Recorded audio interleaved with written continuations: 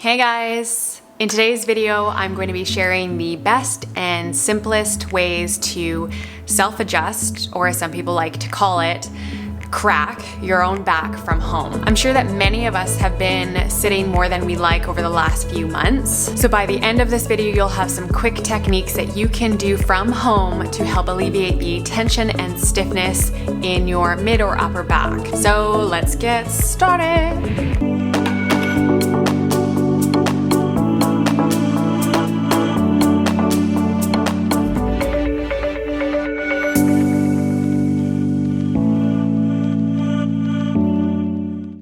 Hey guys, welcome back to my channel. I'm Jessica, an athletic therapist, providing the best tips and tools for living a healthy, fit, and pain-free life. So if you're new here, consider subscribing. So if you have been sitting a lot more than you would like to, or you're starting to notice an increase in stiffness in your mid or upper back, maybe you're starting to notice that your shoulders are rounding forward a bit more. This is what we call kyphosis. So kyphosis is that rounded shoulders. So then what happens is that you start to correct this forward fold because now you need to look up a little bit more. You create more extension in your neck, which creates more tension in the upper back. So by helping relieve the tension in your upper back before this gets worse, we can prevent the onset of future injuries that might be correlated to this increased slouching posture. Now, if you have an acute injury or a recent back injury or fall and you have not had it yet assessed by a health professional, I don't recommend you do these exercises. You should get your back assessed first before you try any of these exercises at home. This is essentially just techniques in order to relieve the tension and stiffness that you're feeling in your back.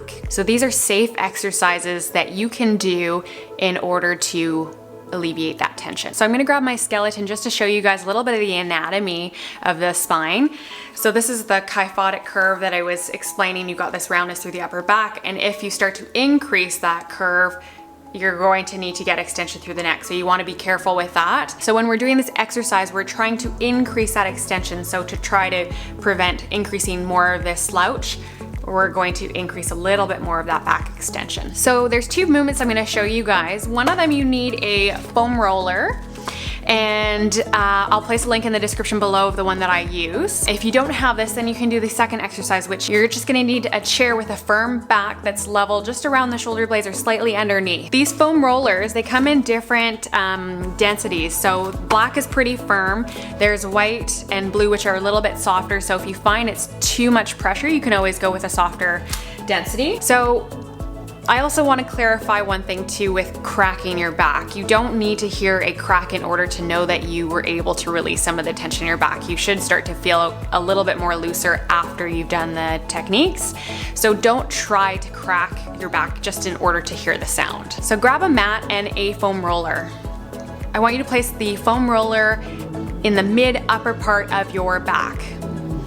You're gonna place your hands behind your neck and head, supporting your head. Now lift your hips up off the ground.